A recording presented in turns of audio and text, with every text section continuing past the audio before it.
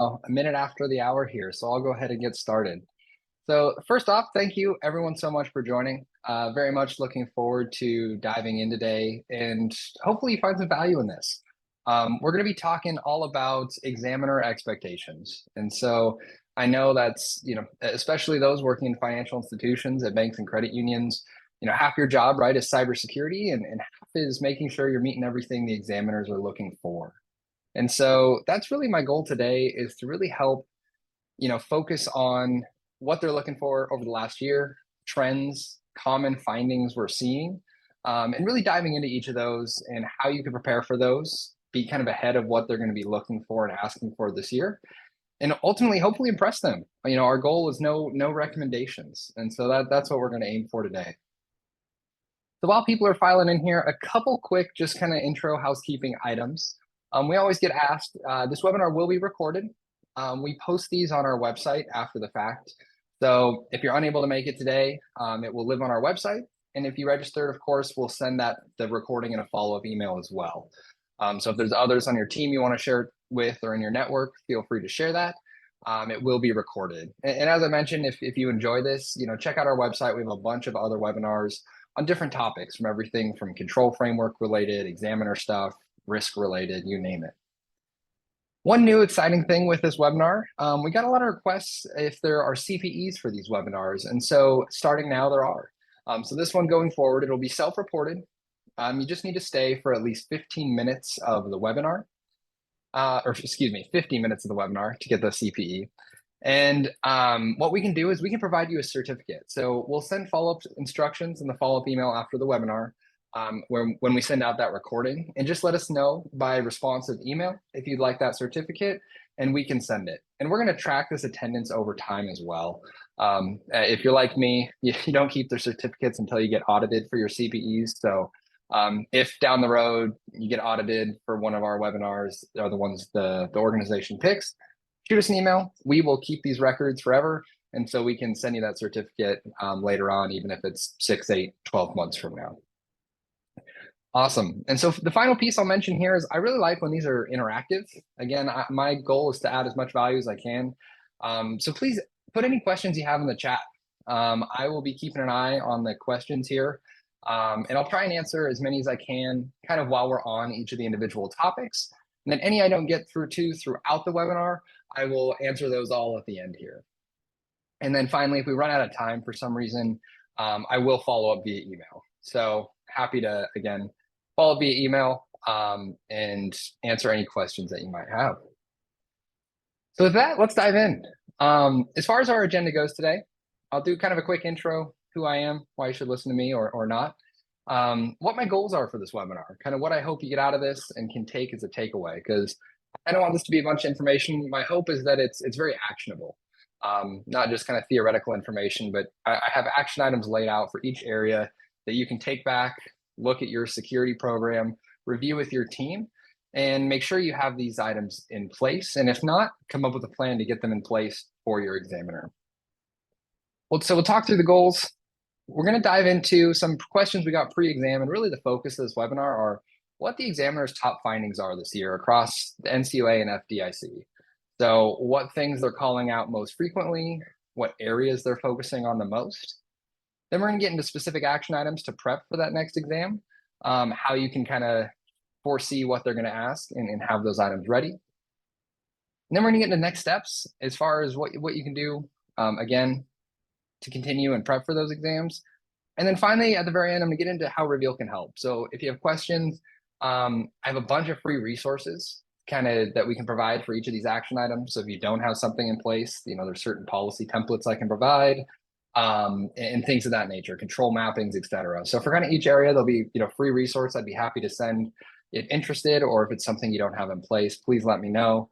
At the very end, I'll do kind of a quick walkthrough of our software for 5-10 minutes, just so you can see some of these items that are looking for in action, what they look like, what we show when we're meeting with examiners.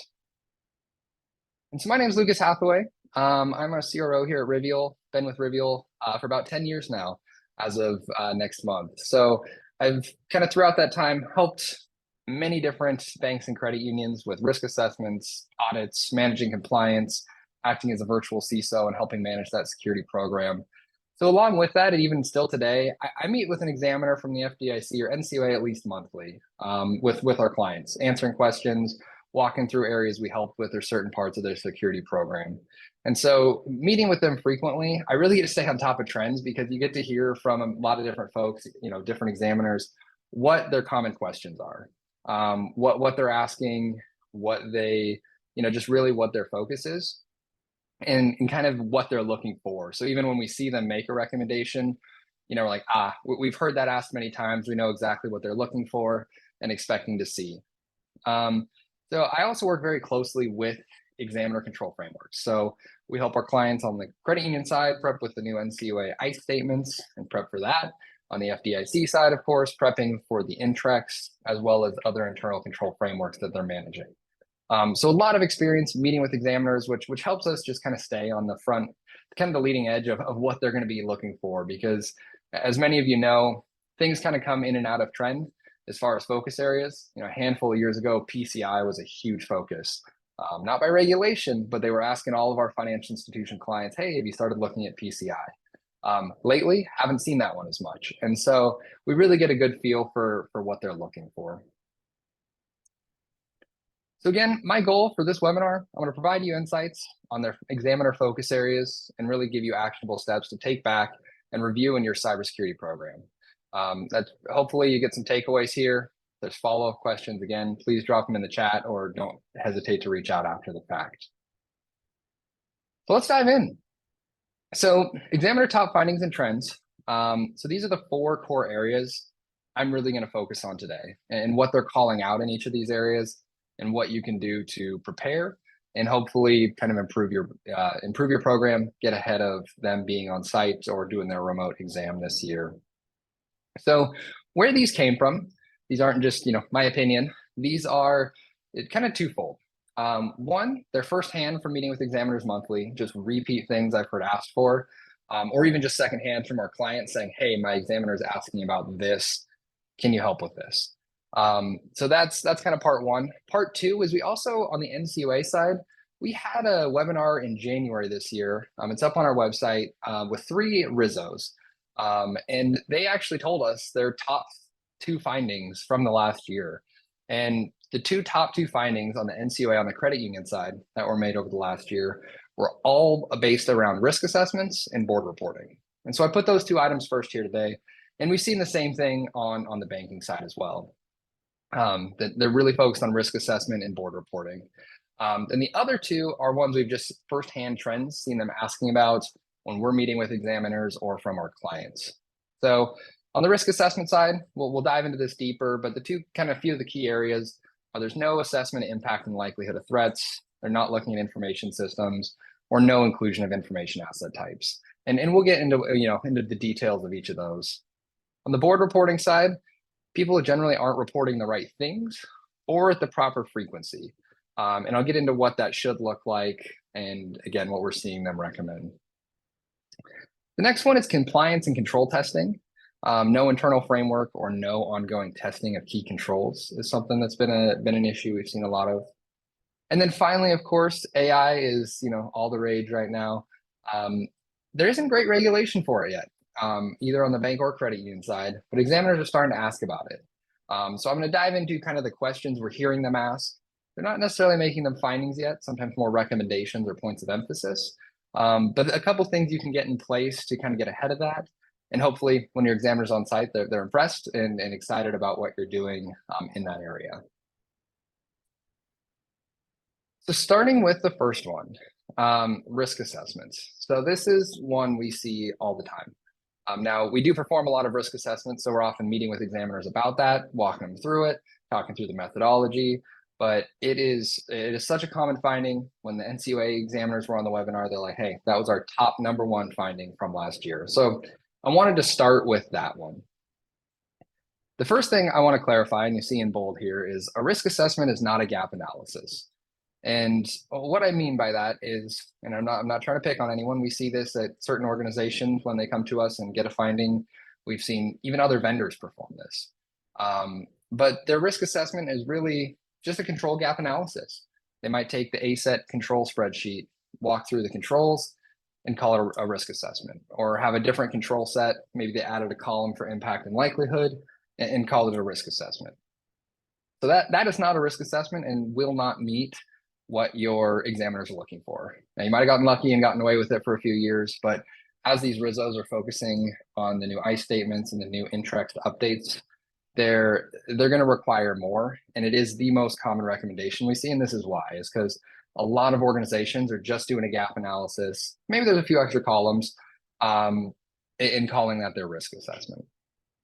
And so the first thing that they generally don't have when there's a finding, or the findings we see, are they don't assess specific risks or threats. So that's number one. There's it's just looking at the controls. And a true risk assessment needs to identify those reasonable and foreseeable risks and threats. All the different ways an attacker can get access and negatively impact your organization. And so for each of those, you need to look at the impact and the likelihood of those specific risks and threats. The second, the risk assessments don't identify data types or risk location. And what I mean by this is oftentimes, step two, people move from a gap analysis to a risk-based or threat-based risk assessment. And they're assessing risks and threats, which is great. They're making progress. But they don't, it's really hard to accurately assess the impact of a risk if you don't know what it's affecting. And just kind of a cheesy example of this is, let's say you have a critical vulnerability. If that vulnerability is, let's say, on your sprinkler system that's on a separate network, that's a pretty low impact. Obviously, don't want any critical vulnerabilities. We want to remediate it. But realistically, if an attacker got access to your sprinkler system, if it's on a separate network, it's on the same network, it's a different story. The separate network, it's not that big of an impact compared to if you have a critical vulnerability on your core system, maybe on one of the servers or database that supports your core system. That's going to be a lot higher impact, probably an extremely high impact, I'd imagine. And so without the identification of the types of data on the system or where that risk even lives, it's really hard to accurately assess that risk. So that is the second kind of most common piece we see is, first is we usually just see a gap analysis. Then we see people looking at risks or threats, but they're not really able to, truly identify the impact of that risk or threat because they don't know where it sits. And then the third one is the risk assessment's only conducted once per year. And so one key thing examiners are really harping on is these risk assessments, it needs to be a living, breathing, function of your organization. And so what I mean by this is that it's updated anytime, a new system's added. Maybe you're bringing in a new online banking system, or you're replacing your email or your telephone system, whatever it may be, that risk assessment needs to be updated to capture it. Or maybe a current system's changing functionality. You're adding a new feature, which is going to change, or the types of data that are stored and transmitted on that system. It's going to change the importance of that system. Those are all major changes that we want to make sure are captured in the risk assessment throughout the year and tracked to show that examiner that, hey, we are updating this year round when things change. The other big piece is ensuring that you're making control changes. If a control's updated, if you brought in a new tool, you brought in new firewalls, you added MFA, those are all major things, and those are great. That's reducing more risk. You want to make sure you update your risk assessment with those. Conversely, maybe you got a pen test done and there were some negative results, or you got an audit done and they were testing the controls and you said something was in place, but really it's not. Those are all items that you want to update the risk assessment with. So you're keeping an ongoing clear picture of where your risk currently stands. And so that's the one other thing, again, we're seeing examiners really get after folks about is if it's only a once a year, do the risk assessment, put it on a shelf. The final item here is it doesn't include inherent residual risk. That is another item that's really specifically called out in, again, on the credit union side and bank side in the INTREX and ICE statements, is that you're actually measuring an inherent residual risk. And so, again, if that piece is absent, it is something the examiners are calling out a lot of and really looking for. So hopefully, if there's any questions on those, please let me know. Drop them in the Q&A, happy to answer them and dive into any area deeper. But now I want to kind of focus on some action items, some takeaways of, hey, here's what you can go back and I want you to check your latest risk assessment for. To ensure it includes all these items, so again, you can confidently bring it to your examiner. First, review that latest risk assessment with the team. Ensure it identifies reasonable, foreseeable threats, risks, and controls. Ensure that key controls are identified. Now, we'll get into this more in the control testing section here in a bit, but that is another one that is clearly outlined and called out that, hey, key controls need to be identified for testing purposes. So ensure that you mark those in some way. That can be as easy as if you're doing it in a spreadsheet, that a specific control is marked as, you have a key control column, mark it as yes. This is a key control. So it doesn't have to be complex, but make sure those key controls are identified for testing. Ensure there are inherent residual risk values calculated. Ensure it's identified data types and systems so you can really understand the impact of those risks, and not just the risks themselves. Again, that'll help you make a lot better risk decisions.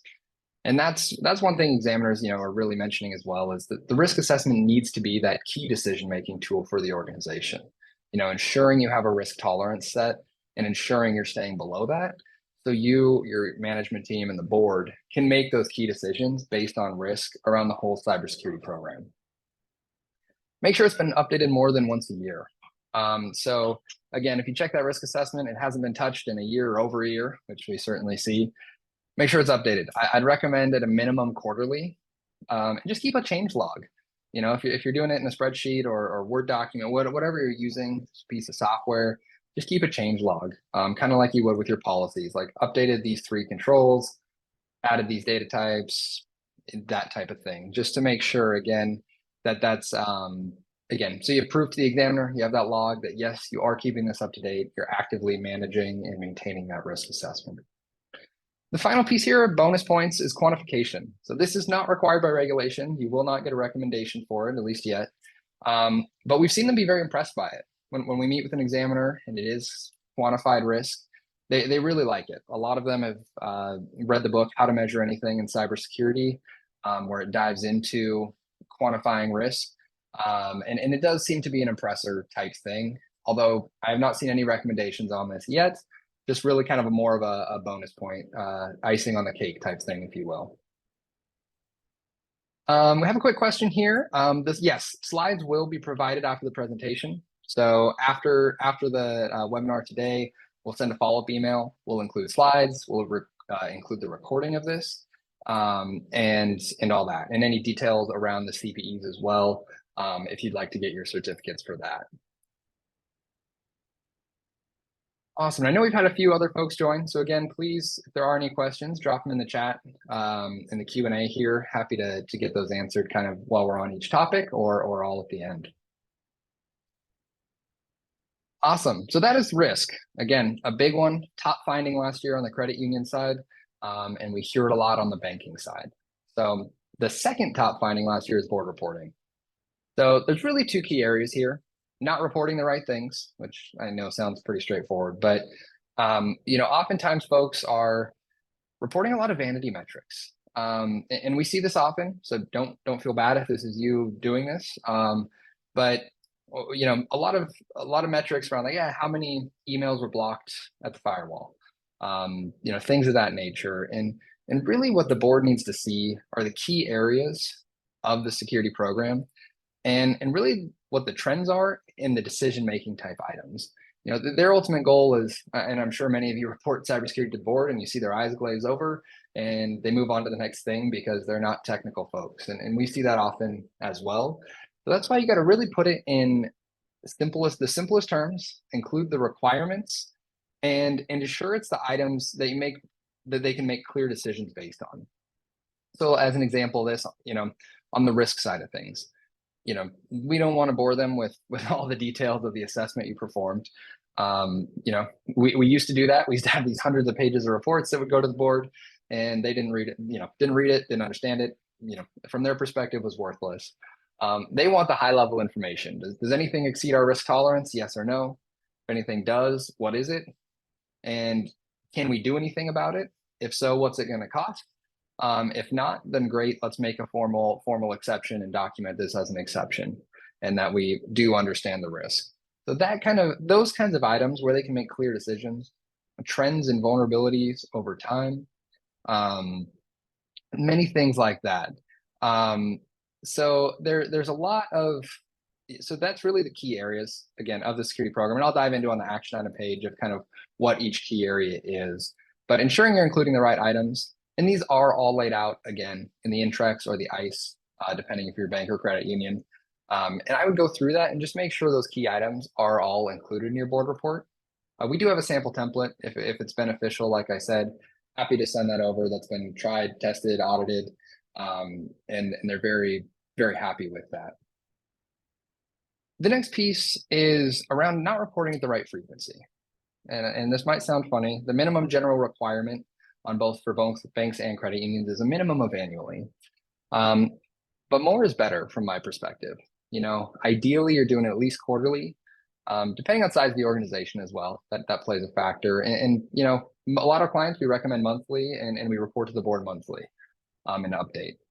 And with that said, one finding we have seen with board reporting that I do want to caveat is that even clients who we've had, or prospects or folks we've talked to, report to the board monthly. If they don't have one annual board report, they've gotten a finding for it. And I know that's nitpicky and sounds silly, but just to be safe, I would highly recommend that one of your board reports, if you report more frequently, is the annual board report entitled that, and includes all the requirements in the regulation. So even if it's the same board report all 12 months, whether it's annual or not, I would highly recommend calling one annual. It's your annual board report for your examiner. And it's a very silly finding and recommendation that I've seen examiners give. So just a heads up to kind of be on the safe side. So those are the really common items with board reporting. Now, as far as kind of action items and what to check for, kind of the key areas that we generally want to see in these board reports that examiners are usually questioning if they don't see are the following items. So if you go check your latest board report, any budget requests that you need, and sometimes that comes in a different form, it's not included in the board report, that's totally fine. Key approval items, whether that's their security policies that need to be approved, risk tolerance, risk exceptions, those types of items that really need board approval. We want to make sure those are called out. We want to see an action item or finding update. So if there were some key or high findings that were reported to the board, I want to make sure we include an update on those. How many were resolved? How many are in progress? Are there any questions the board needs to answer around those? A high-level risk status update. So you're keeping this risk assessment up to date year-round now. Making sure that the board understands, okay, are we within risk tolerance? And again, making sure you get their approval on risk tolerance as one of those approval items. But are we within risk tolerance? Are we exceeding it? Making sure they understand that risk picture. And again, keep it high level. Are we above or below risk tolerance? Are there any systems or areas are above our risk tolerance? Why? And then what are we going to do about it? Or are we going to accept it? And getting their input on that piece. The next, the compliance status update, where you're at with your chosen internal framework. And we'll get into a few more details around that in a little bit here. If you've made progress, towards your compliance status, again, if you're tracking NIST internally, CIS, et cetera, just where you're at with that internal control framework, what changes have taken place. Vendor security update, that piece is specifically called out by examiners as far as, hey, ensuring those high-risk vendors, that the board gets a security update on the vendors, that you do a thorough security review of those vendors and ensuring that, again, they get the very high level and ensuring it's meeting the risk tolerance and requirements you've set of what your vendors need to meet from a security perspective. Security testing and vulnerability update. They don't need the full reports, all the details. They're generally, some people are spoiled and have very great technical boards, but oftentimes aren't going to understand all the nitty-gritty details. They basically want to see how things are going. Is there anything they need to be worried about? So just at a very high level, maybe how many critical findings there are, and how those are trending, month over month, quarter over quarter, depending how often you're scanning and testing. How is that trending? Is the team getting better, remediating faster? Are things getting worse? If so, why? Is it a resource issue? And getting their buy-in and discussion there. If they're not comfortable with where it's at, it might be a resource thing where another employee is needed to help remediate those vulnerabilities faster. Incident response update. Really the key piece here is, hey, if there's been any major changes, and most importantly, are there been any events or or incidents that they need to be brought in on? So just keeping them up to date on, hey, we had a couple events, incidents, hopefully no breaches, knock on wood, but bringing them up to speed on any of the incidents or events that might have taken place over the reporting period. So those are really the key items. I didn't go super granular into each, but those are kind of the key categories that, again, a high level update would be perfect for the board. And again, I would just triple check your board report against any of those items from the ICE for the credit unions and the Intrex for banks, and just make sure they're all included in that report. If you have any questions on those specifics, let me know. And I'd also be happy to, again, we have a board reporting template with these sections broken out and example charts in each section. Let me know, happy to send that over, or you can just grab it off our website, whatever's easiest there. So I'm going to pause real quick. A question did come in about the risk assessment piece. So before I move to the next section here, I want to make sure to cover this. So the question is risk assessment versus threat model. There can be a lot of overlapping information in these, but threat models are easier to integrate into technical life cycles. How much weight do threat models have with NCUA in place of risk assessments? This is a great question, and it's an anonymous attendee, it looks like, but would probably like to actually dive into this in specifics a little more in detail offline if you were interested or up for it. But the short answer I would say is really integrating the two. And when done right, hopefully it captures both. And what I mean by that is when assessing risk, so to your point, there is a lot of overlapping information. We map the key risk categories, so things like unauthorized application access, system vulnerabilities, software weaknesses, to the individual threats to actually model that out. And so you might have unauthorized application access as the key risk area or key risk indicator. We map individual threats to that, such as social engineering, credential stuffing, brute force attacks, all those different threats and ways an attacker could get unauthorized application access, and assess it from both aspects. As far as the threat models integrating in the technical life cycles, absolutely, and that's some of the specific key risk indicators we have are very specific to those technical pieces, and so that's one piece I would definitely that you'd want to capture in your risk assessment is the different threats mapped back to those key risk indicators and assessing it from a holistic perspective. So when you're assessing that whole system, ensuring that you're hitting each of those threat areas and including that. So what we've seen is that they want to see both. They want to see those threat models. You need to maintain that threat library and integrate into that risk assessment. And they'll want to see that holistic process. Again, it's an anonymous attendee here, but again, if you shoot me a message, would love to chat more about that offline as well. Awesome. Then had another one come in from an examiner, so that's awesome. Saying also like to see information about BCP testing shared with the board. I think that's a great call out. As far as those key items to include in the board reporting here, along with your incident response, the business continuity, disaster recovery side as well. Making sure that you have the plan in place, that you perform testing of that on the technical and the business side of things, and a status update there, just so your board is aware and confident in your recovery steps, with the organization. If there's a disaster, if there's a fire, a flood, whatever it may be, that you have that plan in place on the business side, as well as the disaster recovery on the technical side, and you've tested it.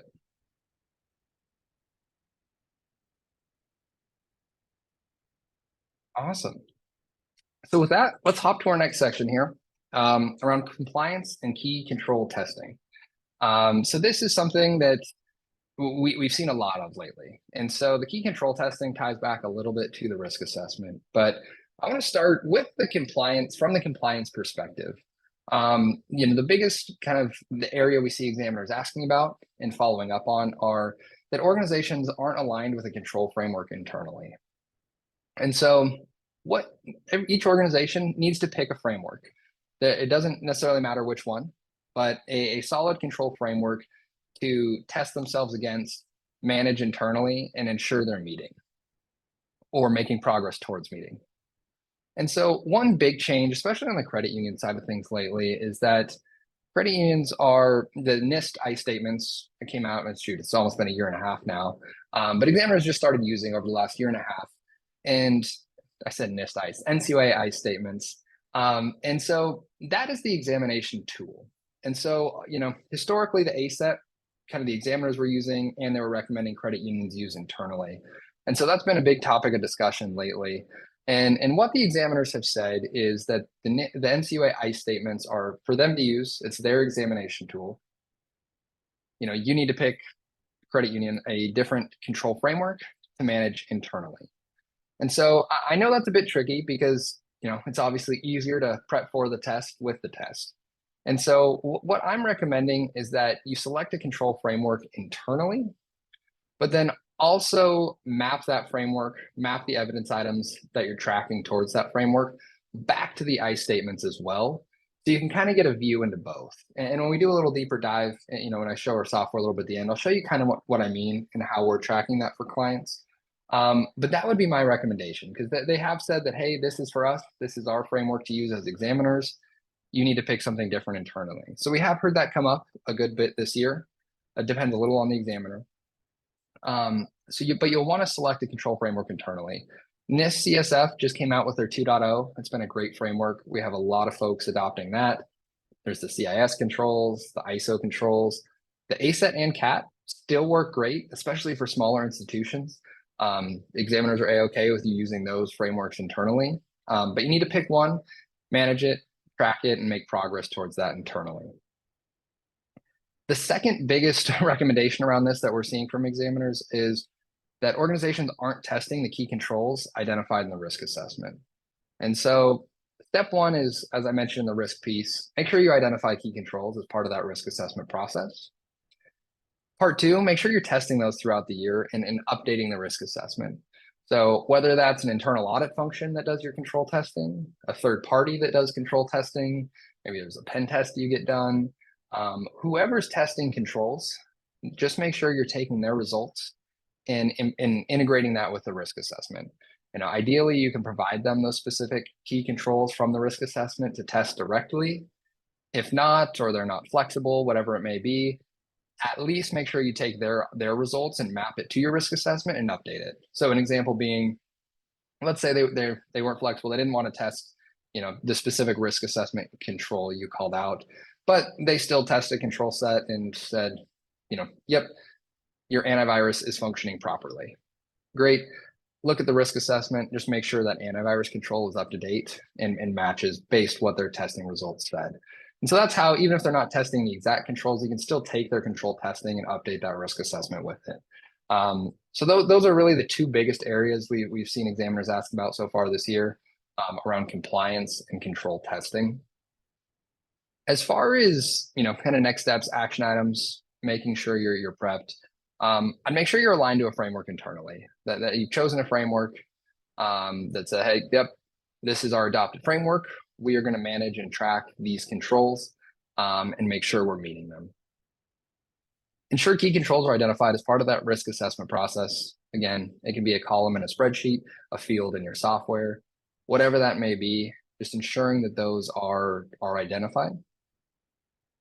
And then make sure those key controls are tested and updated. So if you haven't done this, if you don't have any record of this, the easiest thing you can do is take your last audit, take your last pen test, look at the findings sections for both of those, look what controls maybe weren't in place, and then go back to your risk assessment and make sure it matches.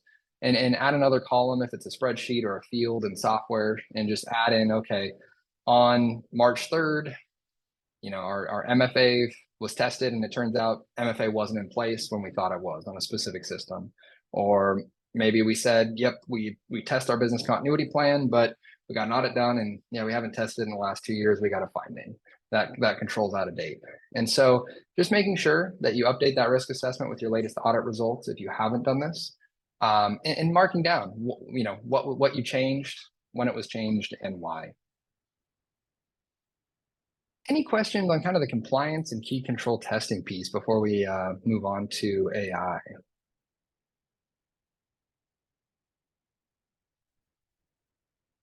Awesome. Well, not hearing anything, I will move on to this next piece. So this piece I've called Examiner AI Cybersecurity Questions, not necessarily findings or recommendations, because as I mentioned at the beginning, currently there's not a lot of, again, on the credit union or bank side, a ton of regulation requirements that they've outlined for AI yet. I am certain it will be coming very soon. And so not a lot of regulation to go off of yet, but there's really two things we've seen examiners ask for and start to make recommendations around. And I actually, we had a client come to us a few weeks ago and say, hey, our examiner asked about this. Can you help with this?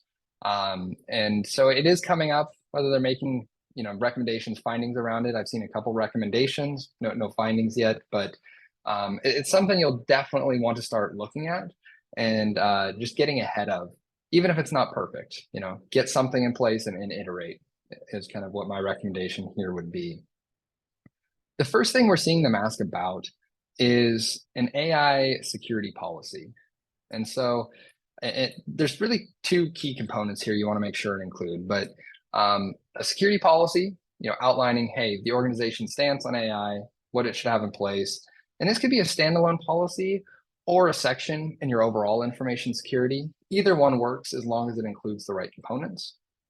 And then the second piece is ensuring that there's some acceptable use language added as well. So if your employees sign the information security policy, great, including it there works. Or if there's a separate AI acceptable use policy you want to create, that works. Or if you already have an acceptable use policy or employee handbook they sign with those security expectations and requirements, making sure that verbiage gets added there as well. As far as, hey, what's acceptable? Can they go use ChatGPT? Can they download AI tools? Marketing teams, myself included, we love AI.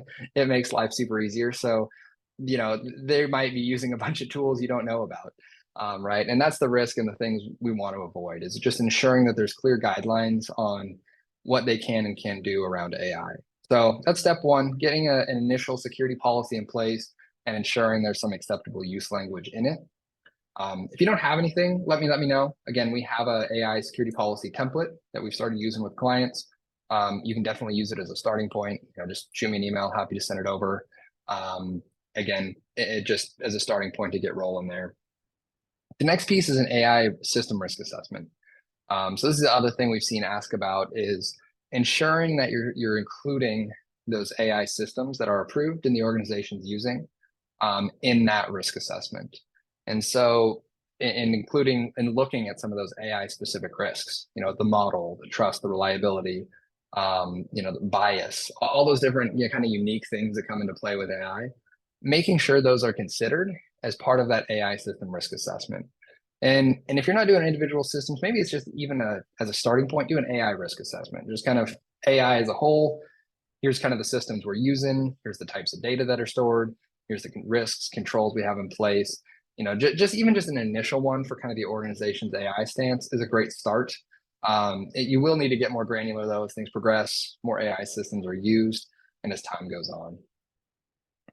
And the final piece I just want to kind of add here is if there are control frameworks you want to start looking at for this, NIST AI RMF risk management framework has been released, as well as ISO 42001, 42001. Those are both out there and good options. I wouldn't necessarily say you need to fully adopt these yet, but just if you want to look at, hey, what are common risks with AI? What are common controls we should be looking at? Items we should include in our policy. These are two great starting points that I would recommend to check out and that you can kind of start including in your policy, in your risk assessment.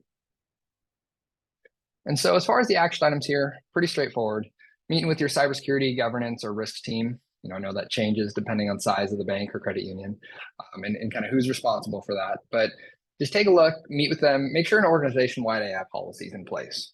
If not, that's something you want to adopt, at least the starting point, and get that in place. Ensure there's some AI acceptable use included in employee-facing documents and acknowledgements. Again, just so employees understand, what they're expected to do or not do when it comes to AI.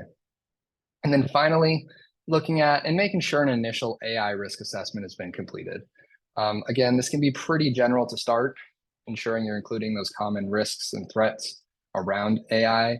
the key controls, again, just that you're starting to look at the risk of it and assess that will be really crucial.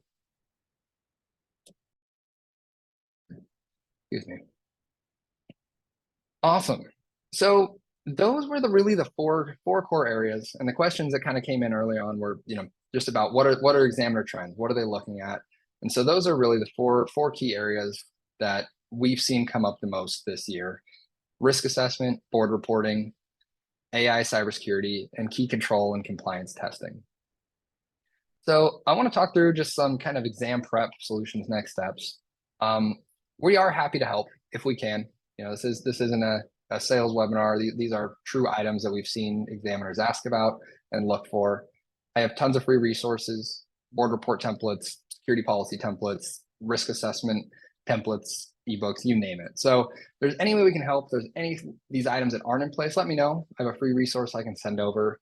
If you are looking for any help, we do offer all of this as part of our solutions. From a strategy and leadership perspective, monthly board reporting, policy review and updates, risk management services, compliance, etc. And as part of anything we do with our clients, we do meet with examiners. We're happy to do so and answer any questions, help support you, meet with the security program, etc. All those different things. And so, again, let us know if there's any way we can help. We're happy to do so. We have all this tracked integrated in our software as well. So exam prep really, we can make it very simple where you have everything, all your evidence tracked year round, you're ready to go in maps. I mean, one of my favorite stories was one of our clients, he was using our software to track all his different evidence, prep for all of his exams, was tracking it throughout the year. When his examiner got on site, gave the examiner access to the software, gave him a quick demo, didn't hear from the examiner for the rest of the week, and was left with no findings. Like, it was just the dream exam. Now, that's an extreme. That was the first case I've heard being that great, but it is possible if you prep ahead for this stuff, get ahead of it, to really be ready for those exams. I saw another question pop up while chatting here. Another examiner. This is fun. So we also have lots of findings on accurate third-party review. Yes, I can't agree more. So another examiner was saying another key area is accurate third-party review. And that's a huge one, right? With third and fourth party vendor management, especially with all the different issues that are arising lately, vendor breaches, etc. And I like that this examiner in all caps wrote accurate, because I can't tell you how many times we meet with someone, look at a SOC report. So they have a new vendor, they request the SOC 2 report, look at it and go, okay, looks good. The examiner, whoever performed that SOC 2 report didn't call out any exceptions, we're good to go.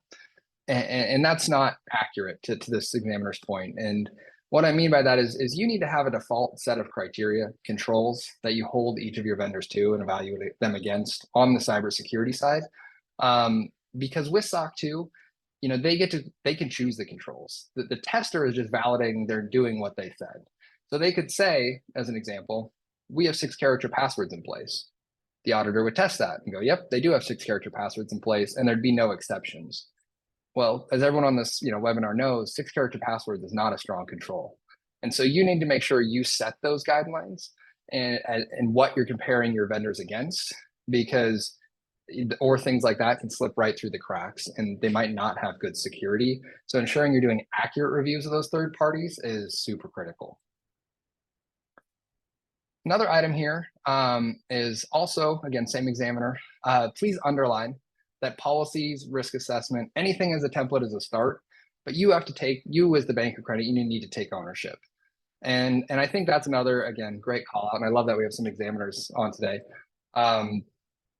But ultimately, you can outsource the process, you can outsource a lot of it, and we help with that. So we of course love that piece, but you need to understand it and own it internally. If you're not understanding the risk, if you're not understanding where you're at with compliance and taking ownership or with policies, et cetera, and adopting those internally, it's not going to cut it. And I think that, again, another great point that, yeah, a template, great starting point, But please, any templates you get, you download from us, from other people on the internet, please customize to your organization and make sure it meets what you're actually doing internally, and outlines your controls, says what you'll do, and that you're actually doing those things. Because you can have a great policy in place, but if you're not doing any of those things, that's going to lead to issues with examiners, auditors, you name it. So with that, unless there are any additional questions, we have about 14 minutes left. I want to do a quick software overview. And this was something that was requested kind of during our last event, that we had a couple follow-ups asking around, can you show us some of these items as more of an example, what they look like that you've discussed in your software and what that looks like. So if you're interested, feel free to hang around. It'll be more than 5-10 minutes. I'm going to show a few examples in our software of kind of how we do these things, how we track these items, what we're showing to examiners in here, and what that could look like. So let me stop sharing and switch screens here really fast. All right, so hopefully you guys are seeing some software here. And so what I want to do is, we've talked so much about these different areas examiners are focusing on. I want to kind of just show what that could look like in software. And so I'm going to start with risk, since that's where we started at a high level. And so I mentioned a few key items. And the one is making sure you're calculating inherent and residual risk. Again, doesn't have to be quantitative. This can still be qualitative. I'm obviously a fan of quantitative, but ensuring you have inherent and residual risk calculations and methodology and way you're getting to those results. Even if it's just a 1 through 5, that's a good starting point. But ensuring there's inherent and residual risk identified. The next is you want to take a holistic based approach. I mentioned early on that a risk, it really depends where that risk is as far as how much it affects a system. And so a few things. So if we're looking at a general system here, we're looking at email, let's say. We want to, identify what the email system does, who's responsible for it, our friend Clark here. And then we want to determine, all right, what types of information could be stored or transmitted on the email system? Hopefully there's no member or customer non-public information, but we know there often is. And so identifying those types of information is really, really important to determine how important that system is. Does it have your customer information? Does it have sensitive information? Or maybe it's just a bunch of public information. We go a step further. We like to identify how much of that information is stored and transmitted as well. We also, of course, want to gather an availability rating. How important is this system? Because there's certain systems that maybe don't have a ton of this confidential information, like a phone system is always an example I use, even your public website. But if those systems went down or information wasn't accurate, you'd have some serious issues. Next, someone brought up earlier kind of the threat versus risk model. And I want to touch on that. I thought it was a really good question. As far as how you can take and identify key risk indicators or higher level risk categories and actually map specific threats to those. So kind of in my example I used, we have unauthorized application access here, a specific threat. You can actually map in here different threats. And so we can actually show, yes, we maintain this threat library, all those individual threats that we want to track. And then we map those back to our key risk areas or key risk indicators to ensure that we're capturing both and capturing all the ways and identifying the impact and likelihood of all those ways an attacker could get access to our system. And then finally, of course, the final key component of the risk assessment are the controls. We categorize these as well. So unauthorized application access, the risk of it is mitigated by unauthorized application controls. So we have multiple sub-controls such as user access reviews, MFA, strong passwords, etc., that you can look at specifically and for how they reduce risk on those specific controls. And so this makes it really easy. If I click into one of these, one of the other areas I mentioned was one, identifying if it's a key control or not. You can quickly mark yes or no. And again, this could be in a spreadsheet, a column, that's very easy to do, but make sure you've identified that, yes, these key controls are identified, and then make sure you're testing it. And so we actually have evidence linked directly to these items that you can assign out and gather at a specific frequency for testing. So this is, a way you can make this a lot easier is having these different evidence items mapped back to your controls, gathered for whoever's responsible for that piece of evidence, and then test it. So you can test these controls throughout the year and auto update that risk assessment. And so those are some of the key items. Again, we get asked about a lot. Are you maintaining that threat library, taking into account threats for each of those systems and evaluating those? Are you testing those controls and making control updates? Are they key controls? Are you tracking those risk tolerances? All those different items.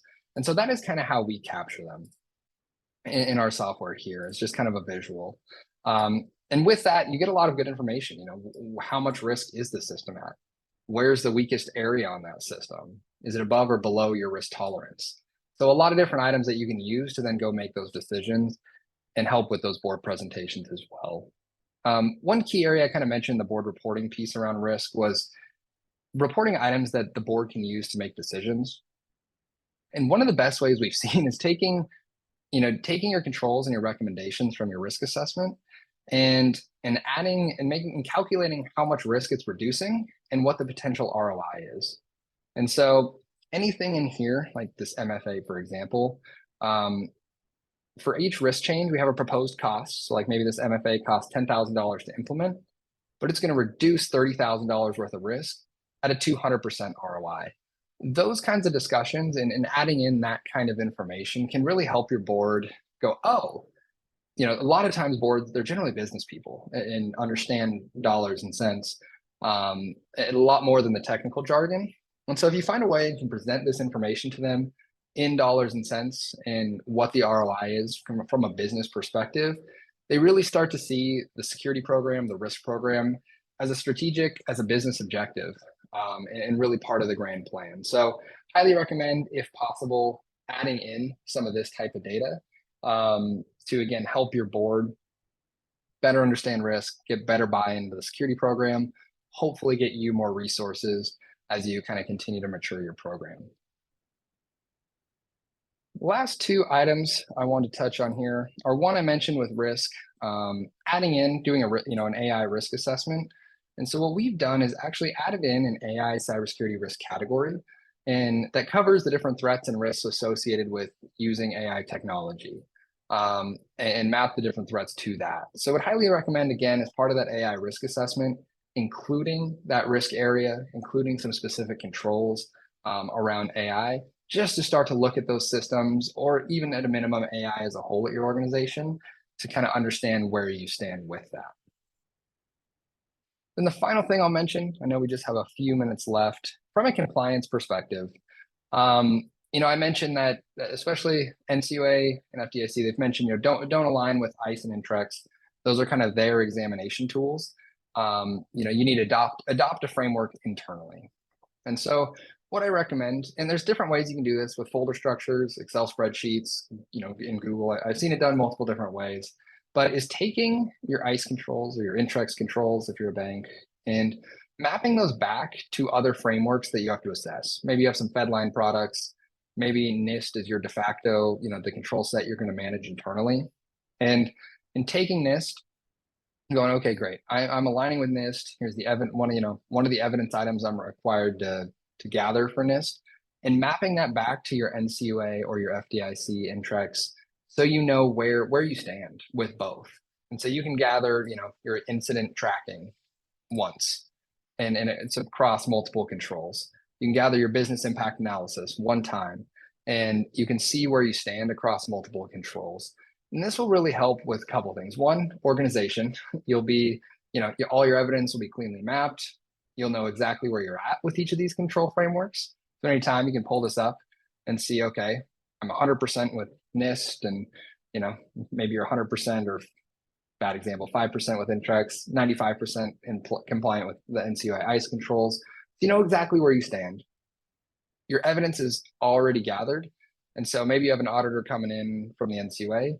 You have that evidence prepped, mapped to the controls, so you can easily export that and provide that to your auditor. Maybe you have a third party coming in for a Fedline assessment or a NIST audit.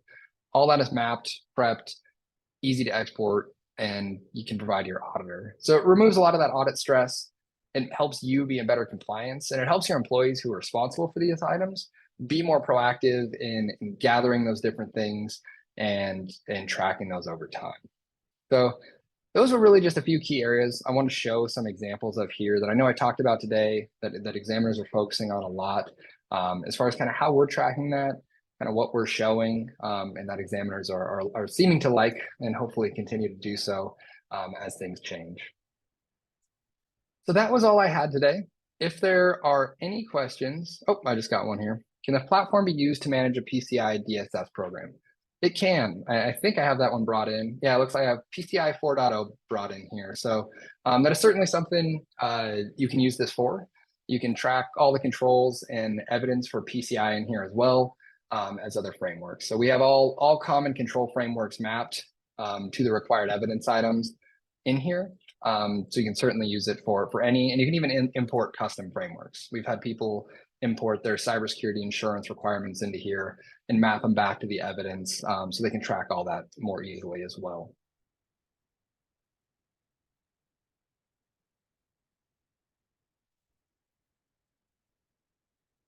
Awesome.